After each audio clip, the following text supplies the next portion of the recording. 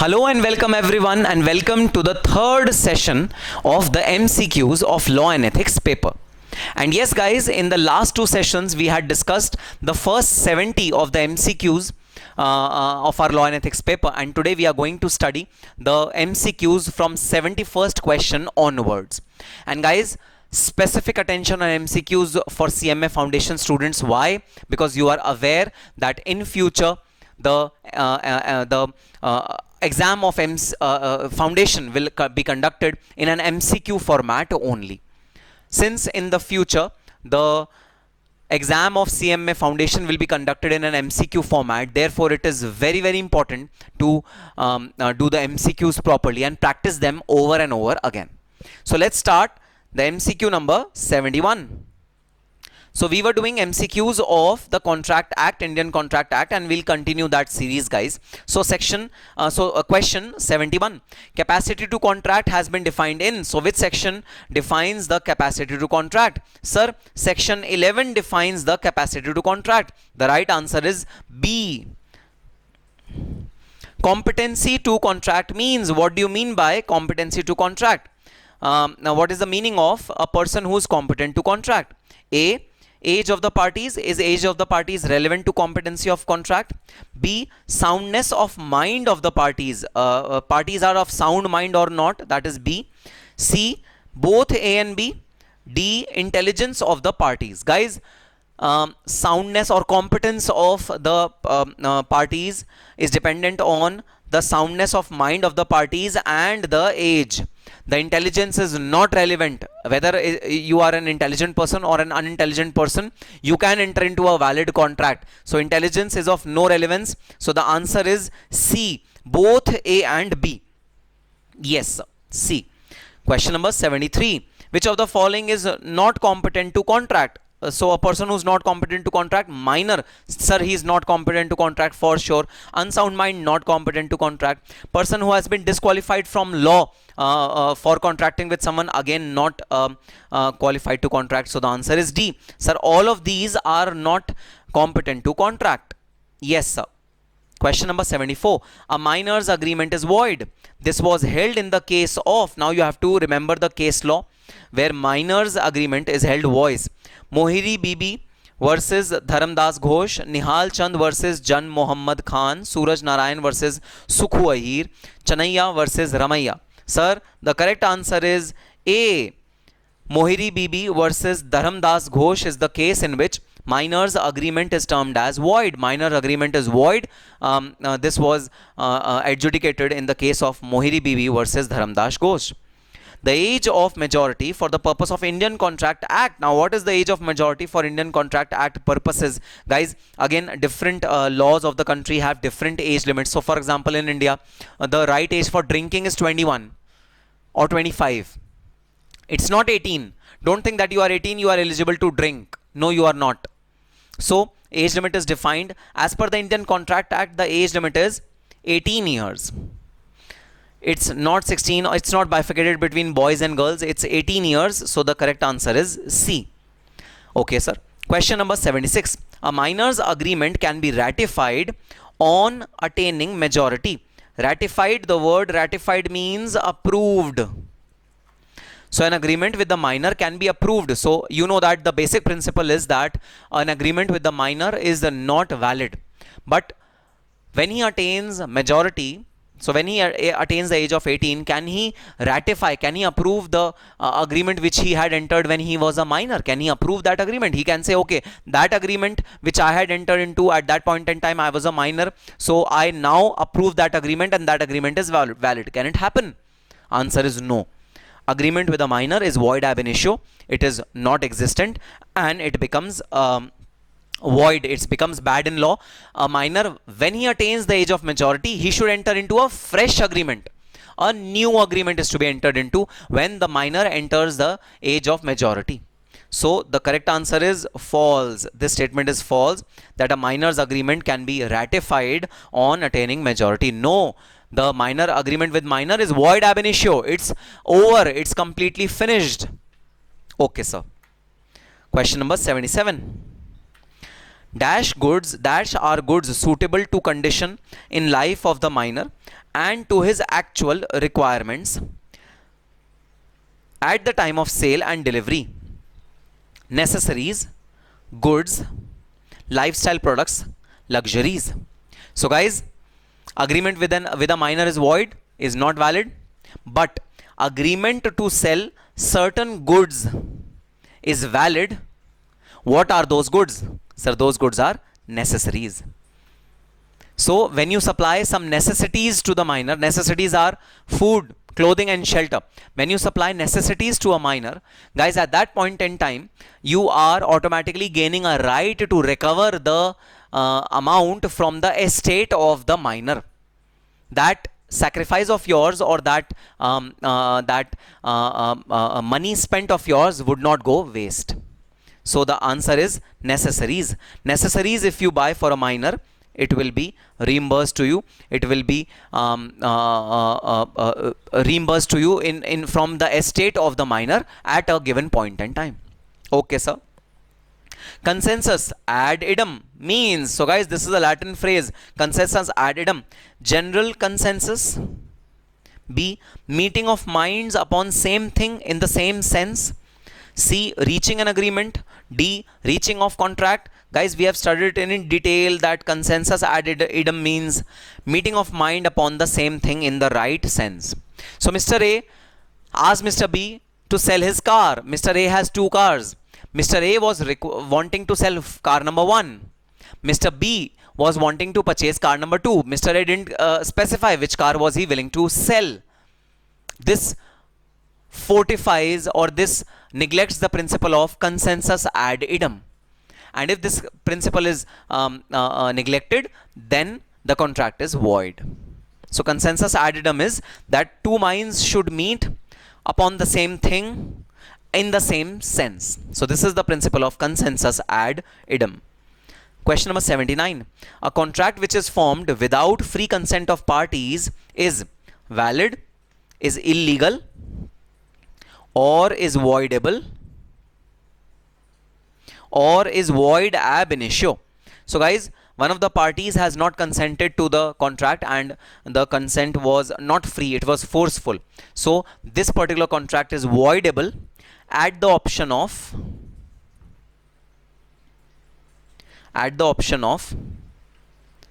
parties whose consent is not free. So at the option of that party whose consent is not free, this contract is voidable contract. So the answer is C. Of course, in the examination, you need not write the description, you need not write the explanation. Question number 80.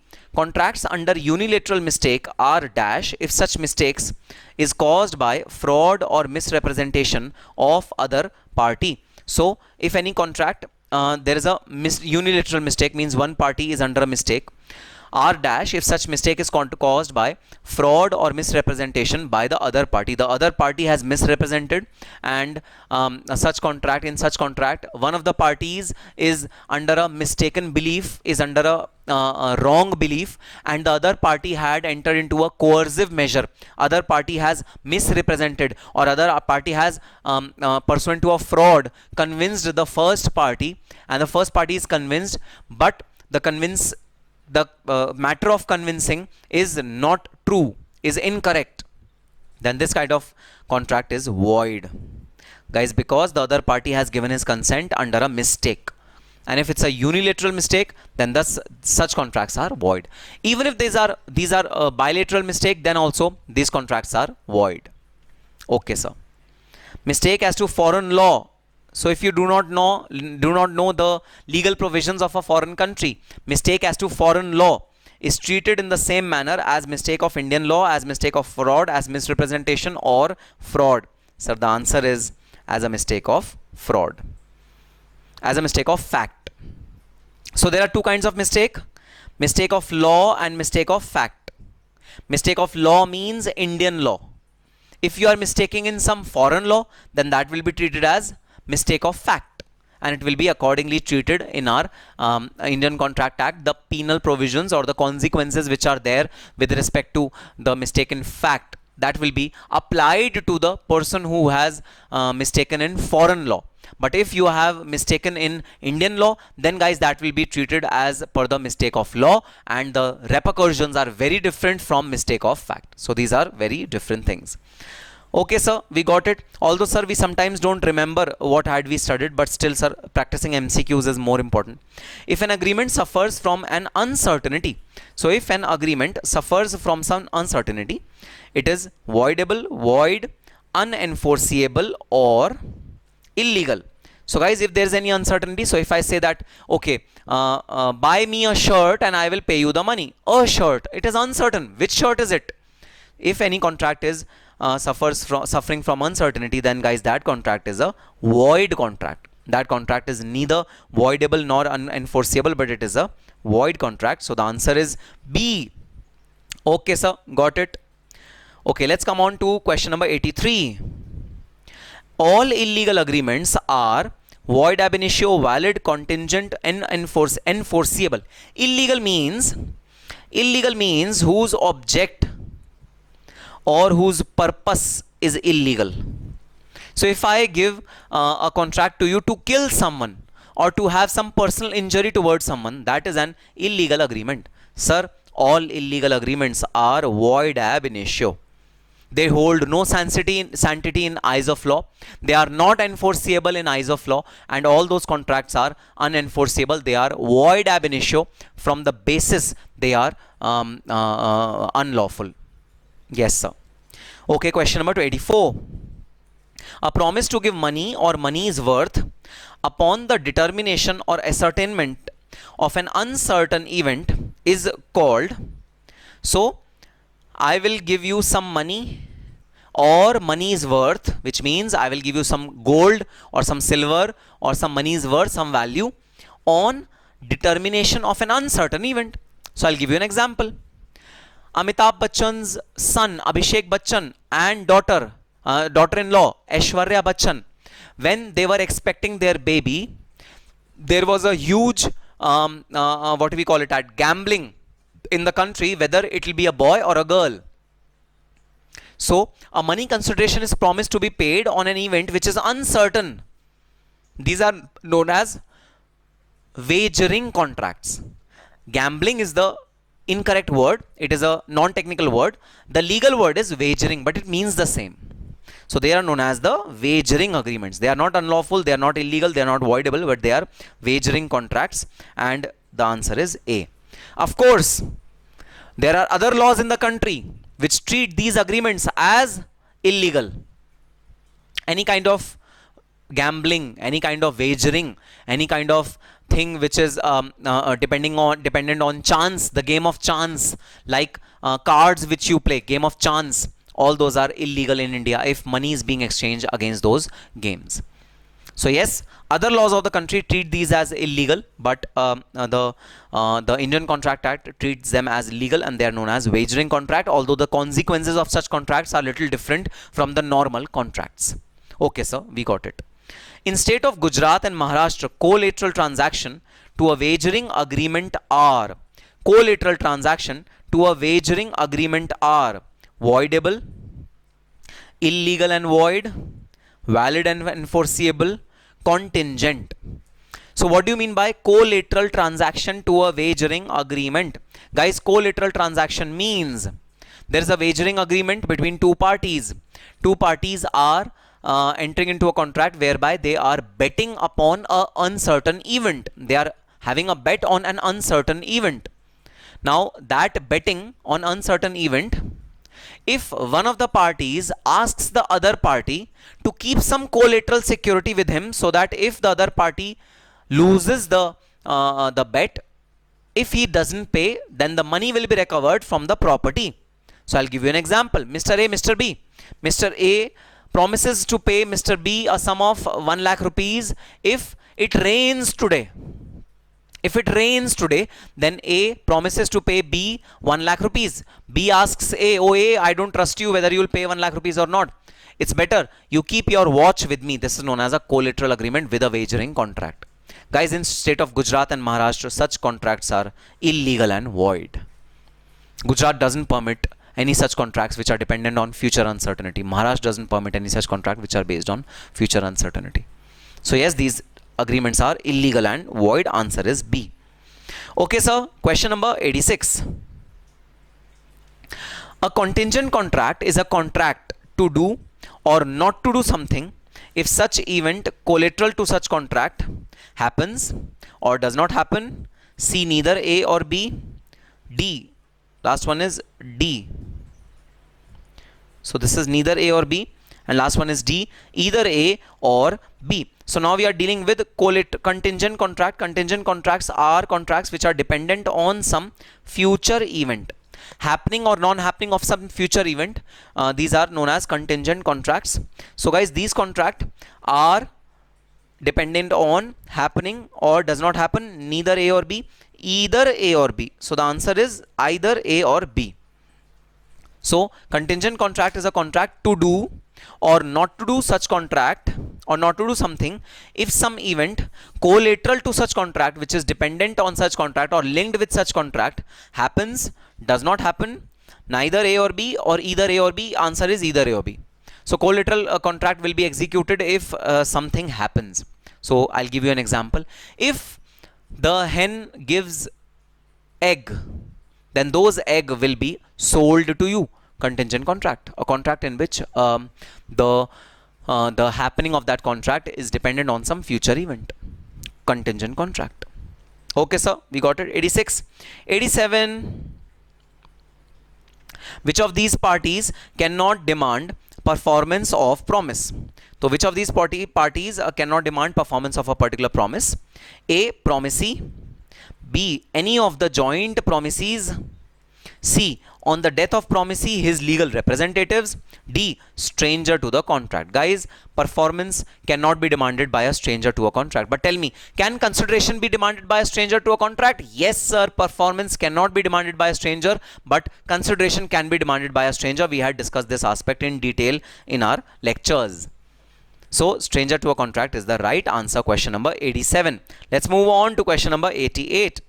If a new contract is substituted in place of an existing contract, it is called, so if a new contract comes into force and the existing contract is to be done away with, then this is known as alteration, or it is known as recession, or it is known as novation, or it is known as waiver. Guys, we had studied it is known as novation. Alteration means any terms and condition is altered. Rescind the contract means you treat the original contract as completely invalid. Do away with the contract. Waiver means you waiver some condition of one of the parties of a particular contract. You waive one of the condition, any one of the condition, that is known as waiver. So the correct answer is novation, which means existing contract is overridden by the new contract. This is known as novation of the contract. Okay sir. The phrase quantum merit literally means, what do you mean by quantum merit? Guys, the quantum merit means as much as is earned. The fact in itself. C, a contract of sale. D, as much as is gained. So guys, the quantum merit principle applies in the Contract Act as a penalty to the Contract Act. Penalty means if you ditch upon a particular contract, then you are required to repay as much as is earned. This is the principle of quantum merit. As much as is earned should be repaid back. So the answer is A.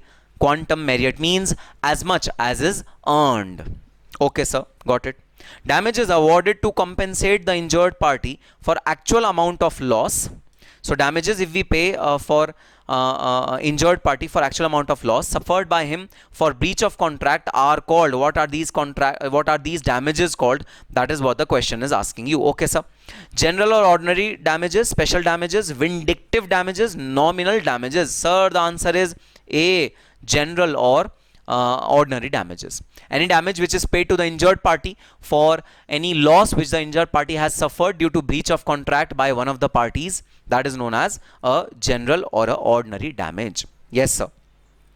An agreement enforceable by law is an agreement which has the element of enforceability by the law. What do you mean by that element? We are now come on to very basics of our chapter, the initial 2-3 pages of our chapter. Yes sir, it is called A promise, B a contract, C an obligation, and D lawful promise. Sir, without any doubt, a contract. So guys, a promise, an offer and an acceptance. Offer, acceptance means promise. Promise clubbed with consideration means agreement. Agreement clubbed with enforceability means a contract. This is the relationship between offer, promise and contract. Yes sir, we remember it. So next is 92, question number 92. A contract is a combination of two elements. A contract is a combination of two elements, an agreement and an promise. An agreement and obligation, promise and an obligation. Okay, these are the third thing, and an offer and an acceptance. So contract is a combination of two. Let's read once more. An agreement and a promise.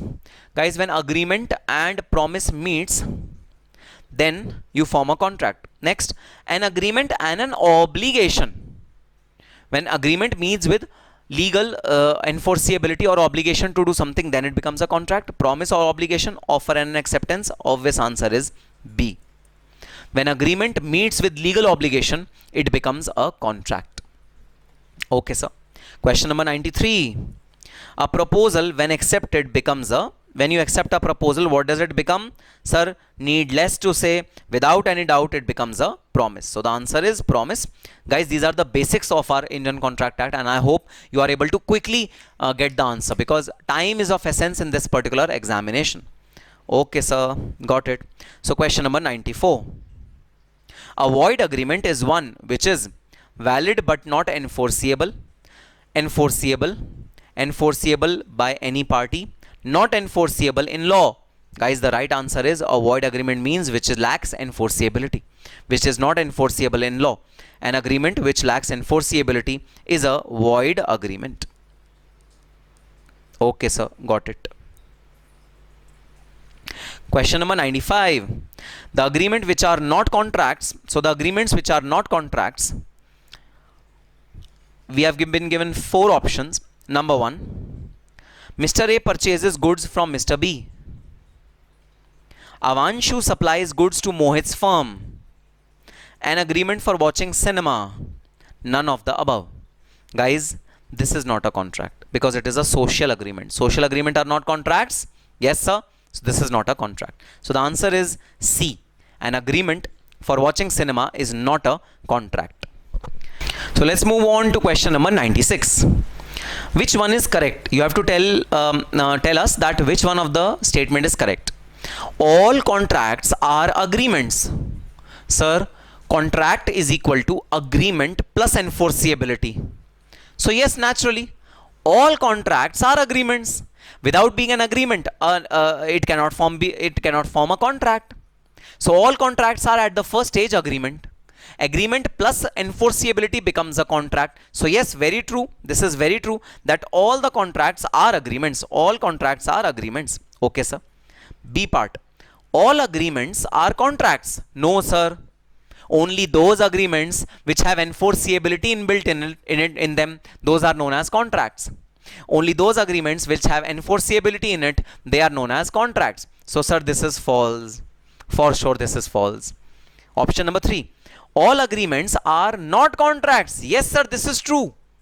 Only those agreements who club within themselves enforceability becomes contract. So third part is also true, that all agreements are not contracts. So what is the right answer? Right answer is both A and C. So guys, it's very confusing. Unless and until your basics are strong, your concepts are strong, you will not be able to adjudge the answer and take the correct answer. So please choose the correct option properly. Question number 97. An agreement which is enforceable by law at the option of one party. That agreement is known as valid contract, void contract, voidable contract, or illegal contract. Needless to say, without any doubt, voidable contract. A contract which is enforceable by one of the parties on the will of one of the parties, they are known as voidable contract. Unless until one of that party treats that contract as void, it will remain valid.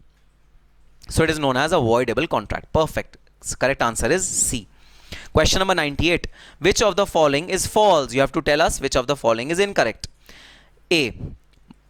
An offer must be clear, definite, final and complete. This is very, very true. An offer has to be clear, has to be definite, has to be final and complete. True. Option number 2. Offer can be vague. No sir, this is false. Offer cannot be vague, guys. Offer has to be definite. Offer has to be specific. Offer has to be certain. Yes sir, we agree.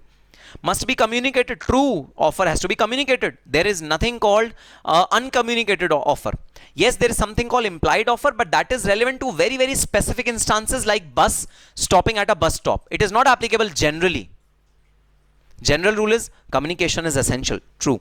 Must be general or specific. Yes. Offer can be general, offer can be specific. General offer means which is given to public at large. Specific offer means which is given to an individual or a group of individuals. So yes, offer can be specific or general. So my answer will be B.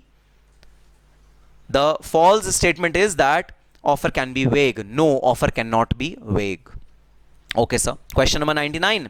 An offer may lapse by. Offer, how will you lapse the offer? Offer may lapse by revocation, counter offer if you receive a counter offer, rejection by offeree if offeree rejects it. D. All of the above. Answer is all of the above, guys. If you revoke the offer, if the offer is lapped by revocation, that the offer is revoked, that the person who is being offered, the person who is making the offer revokes the offer. He takes back the offer within time limit. Offer is finished. Second, by counter offer. So if Mr. A tells Mr. B, okay, Mr. B, please buy my watch at 1 lakh rupees. Mr. B gives a counter offer. Please sell me your watch at 80,000 rupees. Offer gets extinguished. The original offer gets finished. Third, rejection by offeree. If the offeree rejects, offerer offers something, offeree rejects, offer is gone, lapse. So answer is D, all of the above. Question number 100, which of the following is false? An acceptance must be communicated, must be absolute. Again, you have to tell what is false, what is incorrect, and you have to choose the incorrect option. Must be communicated, yes, true. Must be absolute, true. Must be unconditional, true. Offer, the acceptance must be unconditional. You do not have to put any condition while accepting the offer. You cannot say, oh, I will buy this watch if you give me a handkerchief along with it free. No, not a valid acceptance. D. May be presumed from silence of the offeree. Now this is incorrect. Guys, acceptance has to be given in as many words. It has to be given in a concrete way. It cannot be presumed from the silence of the offeree. So the correct answer is D. Offer, the acceptance must not be presumed from silence of the offeree. 101. In case of illegal agreement, the collateral agreement are. So in case of illegal agreement, guys, if there are some collateral agreement to the illegal agreements, then what are the repercussions of those collateral agreement? Now let me tell you what are the collateral agreement to the illegal agreement.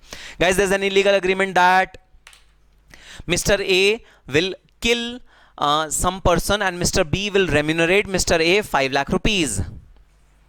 And agreement is attached to that agreement that out of those 5 lakh rupees, Mr. A is going to invest that money in the company of B. So it's a collateral agreement which is attached to the main illegal agreement. So there are two agreements, but the second agreement is attached or linked to the main agreement. So collateral agreement is an agreement which is attached to an illegal agreement. So collateral agreement is legal. The original agreement is illegal. This is the situation. So what is the fate of collateral agreement? Or how would you treat such collateral agreements? It is valid, it is void, voidable, none of the above. Of course it's void, because it arises from, its source is as illegal agreement. So it is void. Any collateral agreement which is a collateral to illegal agreement is void. Answer is B. Okay, sir, got it.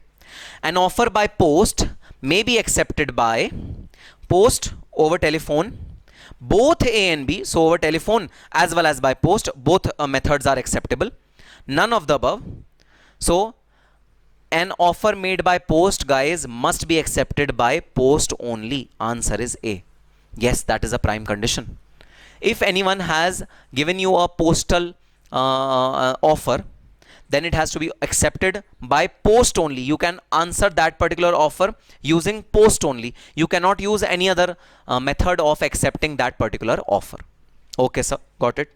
Question number 103. An offer is made only when the letter is posted, letter reaches the offeree post his acceptance, or none of the above.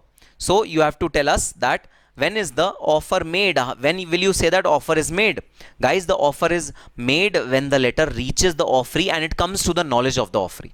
That is the prime condition of offer being complete. Now your offer is complete. So offer is made only when it reaches the offeree. Answer is B. Okay, sir.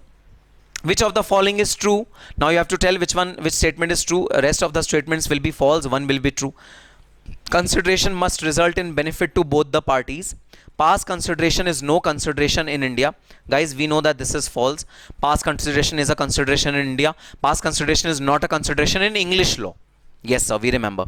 Consideration is adequate. Consideration should be adequate. Consideration is adequate. Consideration must be something which is promiser is not bound to do. So consideration should be something which the promiser is not bound to do. He gets something in return. Okay, sir. So the correct answer is A. Consideration must result in benefit to both the parties. Both the parties should be benefited out of the consideration. No consideration cannot, it can be past consideration. Adequacy is not required in consideration. Indian law says even if it is inadequate consideration, it will be a valid consideration. And consideration must do something which is promiser is not bound to do. No consideration cannot force the promiser to do something which he is not required to do, which he is not bound to do. So the correct answer is consideration must result in both, result in benefit to both the parties. Okay, question number 105. Which of the following statement is false? You have to tell which of the statement is false. Okay, sir. Consideration must move at the desire of promiser. Very true. Guys, consideration always moves at the desire of the promiser. If promiser wants, he will give the consideration. If he doesn't want, he will not give the consideration. So yes, consideration must move at the desire of the promiser. May move from any person. Yes, guys, the consideration may move from the promiser, as well as the consideration may also move from any third person who is not party to the contract. The consideration may also move from any third person. It is not an embargo in law. Must be illusionary. No, guys, this is the incorrect part. It cannot be imaginary. Okay, we want to fetch stars. I will take you to moon. These are illusionary. Okay, taking to moon might be a little non-illusionary because today man has reached moon, but fetching stars is an illusionary consideration. Cannot happen so. Must be of value. Yes, it should be of value. So the correct answer is C. Next, which of the following is true? You have to tell me which one of the following statement is true. There can be stranger to a contract. Yes, guys, there can be a stranger to a contract. There can be stranger to a consideration. Okay. There can be stranger to a contract and consideration. None of the above. So guys, there can be a stranger to a consideration, but there cannot be a stranger to a contract. Privity of contract. We have studied a concept of privity of contract, which means only the parties to a contract have the legal right to enforce upon the rights or obligations on each other. Privity of contract. So stranger of contract cannot be there. So the first part is untrue. Second part is true, that there can be a stranger to consideration. Consideration can be received from a stranger as well. Second part is true. There can be a stranger to contract and consideration. Untrue. And D is of course untrue. None of the above. So the correct answer is B. Yes, sir. Question number 107. Consideration in simple terms mean. What do you mean by consideration? Anything in return, something which is given to you in return, something in return, everything in return, nothing in return. So guys, in common parlance, answer is B. Something in return. You have to give something in return. That is known as consideration. Question number 108. Which of the following statement is false? You have to tell one of the statement which is false. Rest of them are true. Generally, a stranger to contract cannot sue. Perfect. Correct. Privity to contract is the underlying principle, that stranger to contract cannot sue. A verbal promise to pay a time bar debt is valid. Guys, false. A verbal agreement to pay time barred debt is not valid. completed gifts need no consideration. Very true. If a gift is complete, then you need not have any consideration. No consideration is necessary to create a agency. This is also true. So the correct answer is B. Okay, sir. Next. Question number 109. A gratuitous promise can. Gratuitous promise means a promise against which there is no consideration. It is given out of gratitude, out of goodness. Can a gratuitous promise can be enforced? Option number 2. Not be enforced in court of law. None of the above. Answer is B. Cannot be enforced. A gratuitous contract cannot be enforced. Question number 110. Ordinarily, a minor's agreement is void ab initio, voidable, valid, unlawful. Of course, sir, needless to say, without any doubt, it is void ab initio. Any agreement with the minor is void ab initio. So guys, with minor, if you are entering into a contract, you are actually hitting hard on your own feet, because minor can enforce contract upon you according to his suitability, but you cannot enforce the contract on minor according to minor's obligations. So a contract to the minor, contract with the minor is void ab initio. So guys, that's all for this particular session of MCQs. And yes, detailed MCQs, all the MCQs which have been compiled especially for CMA Foundation students is there in the link given in the description box below. Go on that link and download all the MCQs which are there, which are compiled specially for you, for your examination, which is a forthcoming examination. So yes, we'll be meeting in our next video with another set of MCQs. Till that time, all the very best and happy studying.